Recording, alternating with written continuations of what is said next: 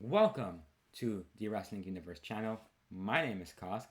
I am joined, per usual, by Jordan, who is doing jazz hands. Now he's Yep. lifting his hand. He's doing what Jordan usually does. We're And excited to be here, people. he, I'm excited too because today we have a new series on the channel called the Wrestling Debate. Do you want to explain to the people what the Wrestling Debate is, Jordan? I feel like you can explain it best. Yeah, I know, I'm the best. um, So, I will be representing AEW in our first episode. I will be All Elite, and Jordan will be representing WWE.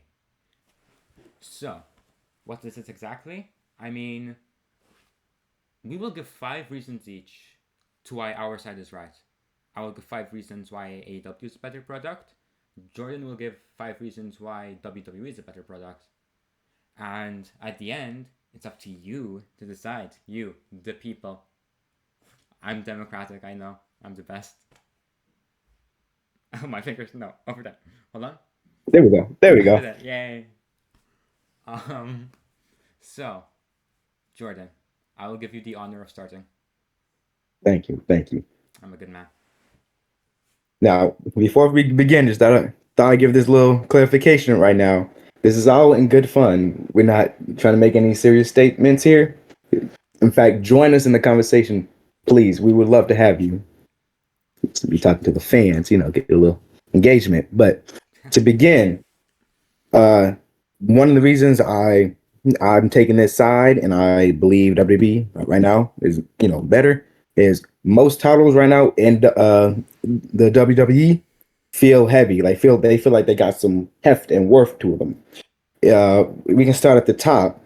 Roman is probably one of the biggest superstars in the world right now when it comes to wrestling, and he's holding their top champion. I know that there's been a little bit of messing around when it comes to combining the two into the one, and then seeing if you're going to carry on the legacy. But it still has a lot of heft to it. It still has a lot of value and I was going to say worth because it's held by Roman Reigns. He's still this big guy, this big name in the company and even in the world of wrestling. And then you can carry that on to the new heavyweight champion they just introduced. Their first champion, inaugural, you know what I'm trying to say, Yeah. uh, is Seth Rollins. And as a Balor fan, of course, I have my own opinions on Seth. But their first feud, official feud they got with it, is with Finn and Seth. These are two big names in the wrestling world as we speak. In fact, if you ask me, Finn is going to be one of the biggest names, but I digress. But then continuing down, you have Gunther, he took the IC title and gave it worth. He gave it that legacy back. He gave it that that is needed. And if you ask me right now, when it comes to titles, the IC title feels like the best and the most valuable championship right now in the WWE. But then you can continue that on. Even though a lot of people haven't liked Austin Theory's reign when it comes to champion, there's no denying that he's been trying to put in as best work as he can with what he's had. And this is a new star they're building up. So now you can really attach the United States Championship with, oh, this is the new era. This is something we can focus on. Just You to have add to enough. You your have enough. just to add to your point, Austin Theory beat John Cena. He did beat John Cena. In fact, I think he's beat a lot of legends. Didn't he beat Edge? Yeah, I think so. I think so. See? But continue on. I know Rhea hasn't done a lot with the championship ever since he's won it, so I'm gonna just glaze over that. It's still early in her run ish, but I would like to see her personally do some more. But even then, with the SmackDown Women's Championship, uh, which I think just got rebranded to the Undisputed Women's Championship. Don't quote me on that. But even then, I've liked this little mini feud they got going on with Oscar and whatchamacallit.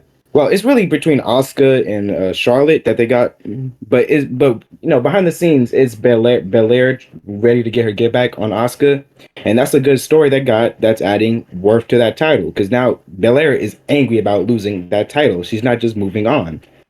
And even down to NXT. the North American Championship has not given us a bad match recently. Now, of course, that can be chopped up to Wesley because he's incredible, but still, the fact that he's put on banger after banger after banger, don't mean to quote Sheamus here, but banger after banger, that's adding that worth, that heft to that title. I'm sounding like a broken record because, you know, but even with the new introduced Heritage Championship, they had instead of for just it's here, here's a championship. Oh, it's from NXT. Ain't that cool? They had people scrambling to it, trying to get that shot. Now, of course, they did go to Nathan Frazier, and I think he's gonna do wonderful things with it. But yeah, of course. And then you have the NXT Championship, which is always going to be down there in NXT prestigious. Right now, it's held by Carmella Hayes. You know, that's him in him era. You know, he's representing that place very well. Even with the NXT Women's Championship, Tiffany, she's getting her dues and she's putting in the work. Now, that's what I love to see. Yeah, I think every title is prestigious. You didn't mention it, but I think Kevin Owens and Sami Zayn have helped the titles. um, Can't believe I forgot that one. But yeah, Kevin Owens and Sami Zayn. Even then, that's even more. It was in main event at Mania, which is unbelievable to think before the Hunter era. Mm-hmm. So I think WWE's championships are doing very well, but with AEW on the All Elite side, on Tony Khan's island of not relevancy because that's copyrighted, of chaos, I guess, not the stable. Um, you get not just AEW championships, you get other championships because my first point, how's that for a segue, is the international partnerships. You have the New Japan partnership, probably the most prominent one, which I think, like, we just saw it with Forbidden Door. I don't know when this will be uploaded, probably quite soon after recording this, but we're only a few days from Forbidden Door, and that was this show of the year. My latest upload, as I'm talking about this at this point, was Forbidden Door and how great of a show it was. So you can tell that's something we wouldn't get without these international partnerships. We wouldn't get Will Ospreay versus Kenny Omega's story. We wouldn't get Okada versus Bryan Danielson. And it's not just New Japan. We had the Omega Belt Collector story with Impact and AAA.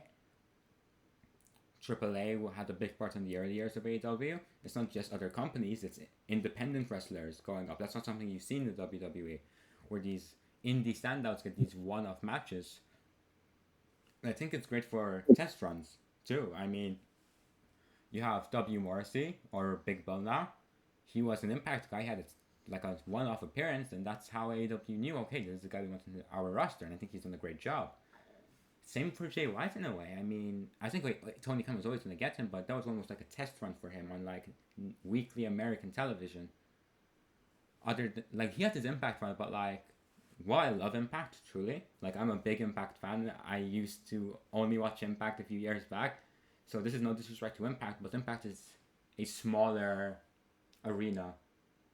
Like it's not like as big, whereas this is like national TV, which Jay White got to perform in. There's also, I mean, fresh matches, which I think is the main point.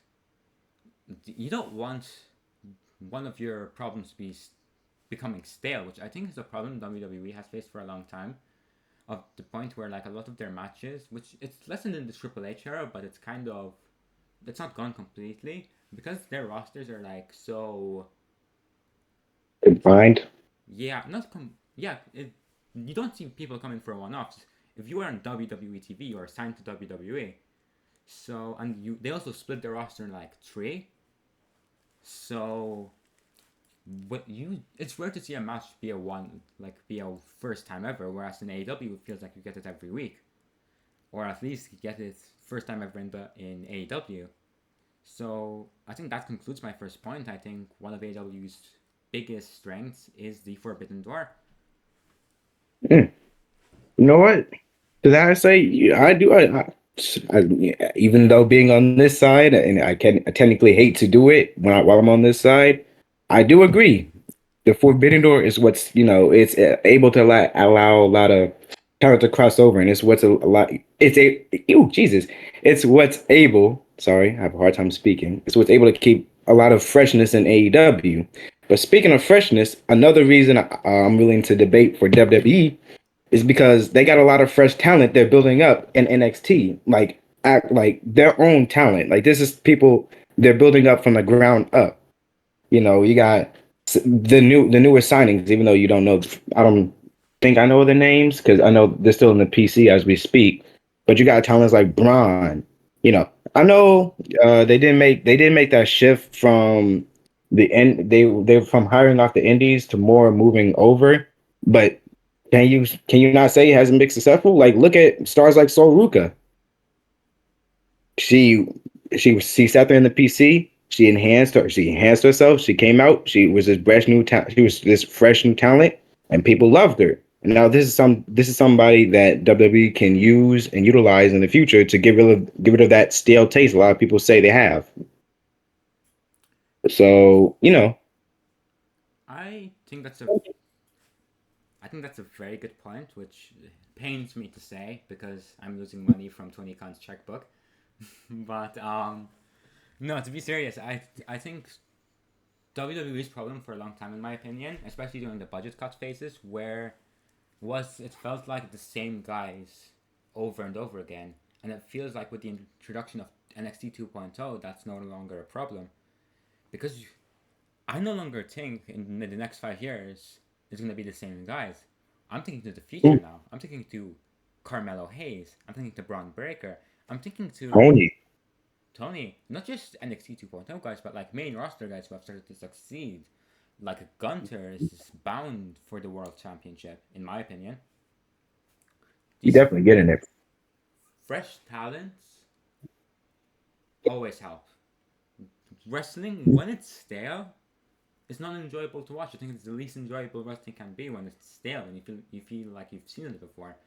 When you're just like beating a dead horse, basically. Poor horse. um, but so overall, good point. But I'm trying to think of a good segue because I wouldn't be I me just use without my segues. Hold on, I think I got it. But these talents perhaps would be better with more creative freedom. That's a hell of a ooh, segue. Because my next point is an AEW talent are more creatively free, which, you know, it's not always a great thing because there's some guys who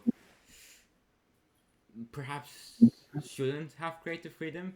Like, for example, Cody Rhodes probably shouldn't have had creative freedom because his stuff was not very good. And he's doing great stuff now when he's like kind of limited or at least in a better environment. I think Chris Jericho shouldn't have as much creative freedom because while he has good TV, a lot of his stuff tends to drag on. But then there's guys like MJF, Eddie Kingston, Bryan Danielson, The Elite, CM Punk, who, when given this creative freedom, can produce genuine generational TV. Like CM Punk versus MJF would not be CM Punk versus MJF if Tony Khan were scripting them. In my opinion, like if Tony Khan was giving them a script, if Tony Khan told them to do this every week and they had no flexibility, I don't think it would be an all-time great story. I don't think the Elite story with Hangman Page would be an all-time great story if Tony Khan was scripting it completely. Because you can tell wrestling is at its best when it's wrestlers giving their passion. And in WWE, the only like real example of this has to be the Bloodline story because everything else is so scripted, which I think is a big detriment to the product. I mean, I don't know if you remember this, but a year or two back, do you remember the WWE Rainstorm, WrestleMania Rainstorm? yeah. And to fill up that time, because at WrestleMania there was a Rainstorm, so they had to put their show on halt. To fill up that time, they were giving wrestlers unscripted promos, and that was the most natural so many of those wrestlers had felt in ages. I am going to have to take a quick pause because my dog is biting something. Check. Don't worry.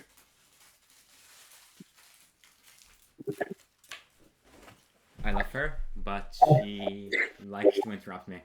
um, I'm keeping that in because I love mentioning my dog. So, I think that it's it shows creative. Sorry, my dog made me lose my train of what was I saying? Uh, you was talking about in WrestleMania when there was it was raining and Oh, the wrestlers sounded natural when unscripted. yeah, the wrestlers sounded natural when they were unscripted, and that's something you get regularly in AEW. That's something you get every week. I think one of AEW's strong points is their fantastic promos. AEW has the best promos in the game, in my opinion, and it would not be like that if Tony Khan was scripting them, telling them what to say. I conclude my point here, really. All right, I'm trying to think of which one of these can segue. It's all about the segues I'm here in the gonna pro wrestling universe. We segue crazy. I'm gonna go with this one. So I hear what you were saying about passionate, and you can definitely feel that with the AEW roster. Dang, I don't know why my mind was eluding me there. You can feel their passion. They love putting that into their work. They love what they do. But on the topic of passion and loving, I feel like in WWE we have a lot of like central fan favorites that people come back for, and I'm talking like wrestlers like Rey Mysterio, Randy Orton, please return for us soon, Edge, Edge, Sheamus, he's getting the love he needs. I love that. Who else? Mhm. But then you have wrestlers that people are becoming like hardcore fans for it. Like you got your modern day Roman fans, you got your modern day, well, Sasha's, I'm not gonna really count her, but got I've seen a lot of fans come in support of Asuka and Belair. These are fan favorites. I'm probably one of the biggest Finn Balor fans out there right now. These are a lot of fan favorites in one area, and I don't know why I just lost my train of thought. But yeah, you get what I'm trying to say. I mean, Sami Zayn is another great example. His story would not be his story without. You keep forgetting about Sami Zayn. You forgot he was I the don't know defending either. champ. Poor Sami. I'm sorry, Sammy. I'm sorry. Sami's gonna be watching this with tears in his eyes. I'm gonna turn around and it's gonna be boom, haluva kick. um, but like in WWE, that's a good point overall. But like in WWE, you have these fan favorites, but it feels like sometimes they wrestle similar styles. You know where I'm Ooh, going with this. In AEW, the however, segue. is fantastic. I know. In AEW, however, it's a hybrid style. It's not. It's not like every style is the WWE style because there is difference. Like for example, Gunter and Sheamus, fantastic match. That's not the WWE style. But if you're watching an episode of Raw, of SmackDown, you're getting a similar style. And that is the WWE style that they teach you in the Performance Center. That's why these indie standouts have to go to NXT because they have to learn the WWE style. Whereas in AEW, they let wrestlers wrestle their style. They let Bandido, Commander, the Lucha Brothers wrestle that Lucha Libre style. I tried to say it right, and I think I messed it up, so I'm sorry. I think you said it. I did? Okay, let's go. I'm respectful to cultures. Yeah. um, there's guys like all of the New Japan guys who come over. They wrestle a very puro style, like puroresu. I think that's how you say That's it. Russell, I think. Like strong style. They wrestle the strong style, and even some AW guys like Eddie Kingston can wrestle that strong style.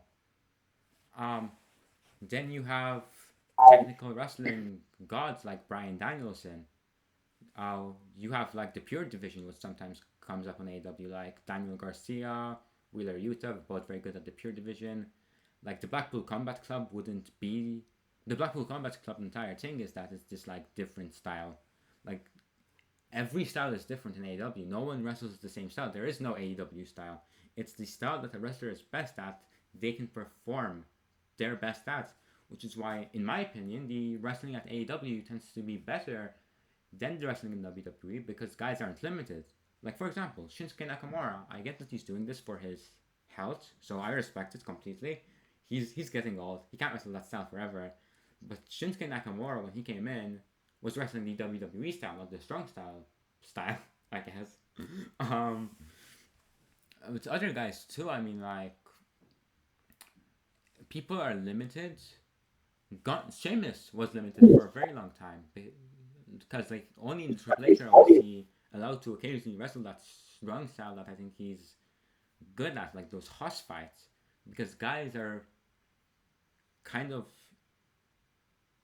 told, like Andrade's another example, Malachi Black's another example. When you're in the main roster, you cannot go to your full potential. You have to go 75%.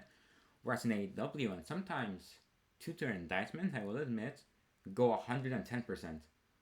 You do not slow down in AEW. There's no like breather matches. Every match is you go all out, which, while it does create some injury risks, which, is never good.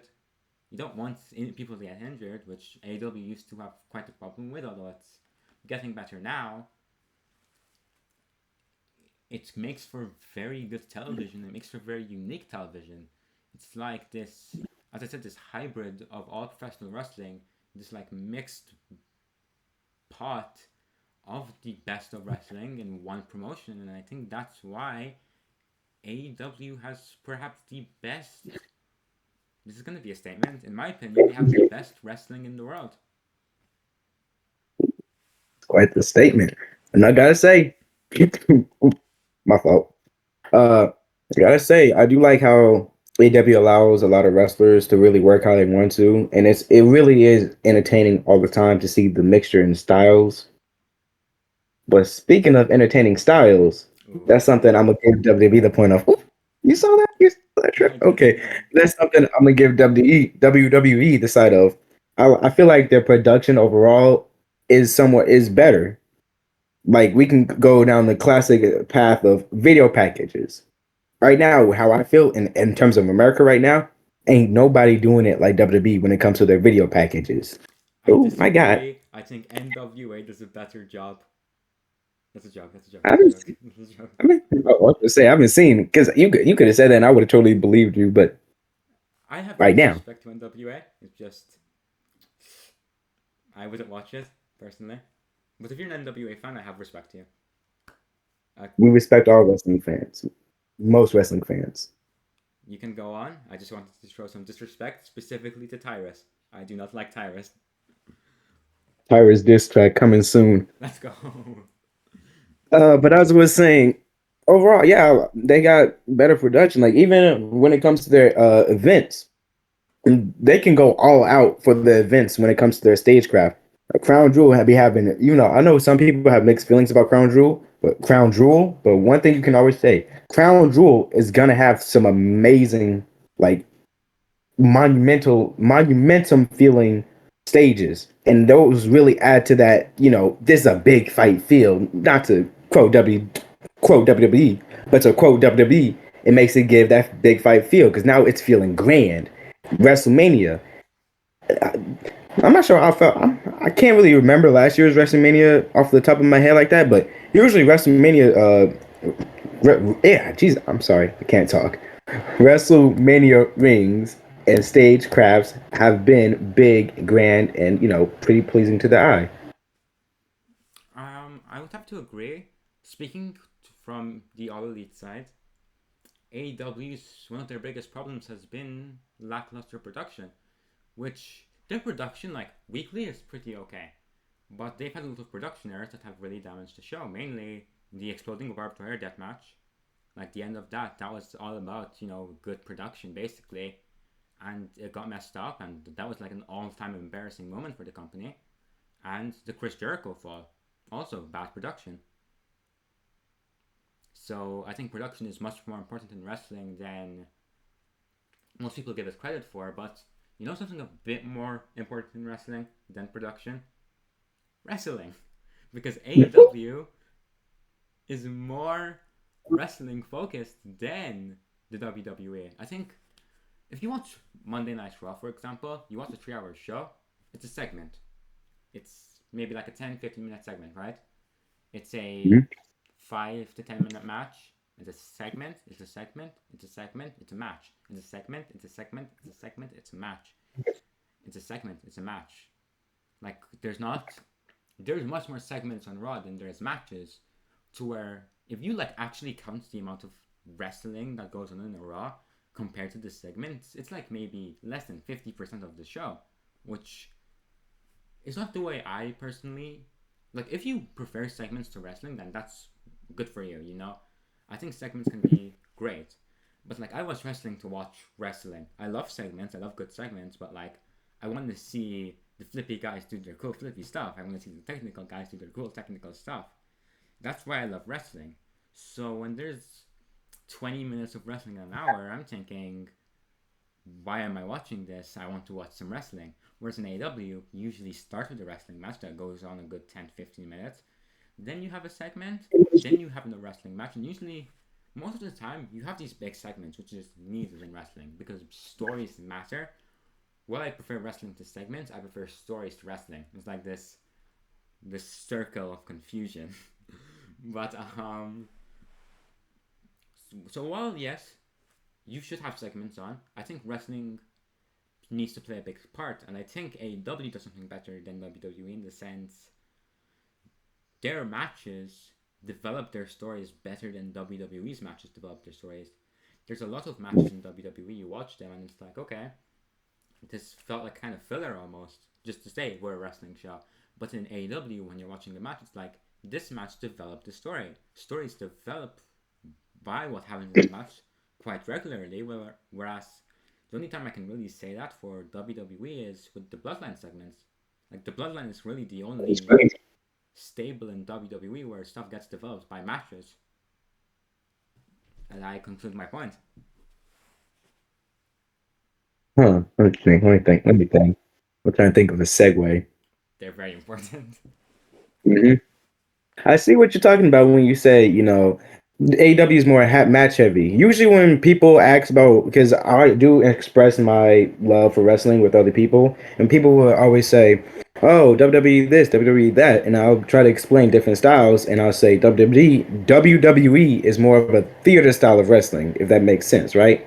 They're more there to put on a show and tell you stories, and then they'll meet those stories into the ring. And with that being said, that's why I like to really bring out the story aspect of WWE. Got him. There we go. Oh, that was a good one. Yes, and how they offer interesting ideas through the fact that they do a lot of promo work and backstage segments. Like, I feel like this wasn't something that would have translated well as to, when AEW Pro Wrestling style. But if you came to me at the beginning, nah, because it's been going on for more than a year. Okay, if you came to me like say 2 years ago and said we're gonna have a storyline where the younger cousin of his family mentally abuses one of the other cousins, and it takes multiple people to get him out of that state, and then they turn on him, but eventually having to fight their own little brother, I would have looked at you like, it, you you serious? But that's something we see in WWE because of the fact that they do rely on those promos, they do rely on those backstage segments, those hints that they drop throughout, or those moments that they get through those segments. If you had came to me and said, "So we're gonna have this," actually, she's not. I think she's like 6'1", 4, something like that. I Really? don't know exact wrestler heights, so don't quote me like that. But we're gonna have this really buff Australian woman and we're gonna have her basically I think she gaslight a legend's son to having him turn on that said legend. I would have looked at you like you're not serious. But that's something we got with WWE with the Rhea Dom storyline that's been going on. As crazy as it seems, and I'll try to simplify it down so you wouldn't know what I was talking about at first. But there's not really much I can simplify it down to than that. It only took getting choked out by ties for Dom to turn on his father. I can't That believe would have it. done it for me too. Anyways, uh, what was I at? But yeah, in WWE, you can get these really, I'm gonna say, balls off the walls storylines because they rely so much, and it gives you these interesting ideas. So personally, I feel like that's where they might have the edge. I do agree with you. I think WWE has the edge in like storytelling. AW while they're putting on some pretty good stories now, like they are historically known throughout their short history for maybe not focusing on stories as much as the wrestling. Whereas there's a lot of wrestling where it's like, why does this match really matter for the story? It's like Tony Khan is a great match booker, but he's not a great story booker. Whereas Vince McMahon, or I guess Hunter, may be looked at as the opposite. Whereas the great matches are seen, but like it's more about the story. It's more about the entertainment. Like the entertainment is more important than the wrestling in WWE. Like it's World Wrestling Entertainment, if that makes sense.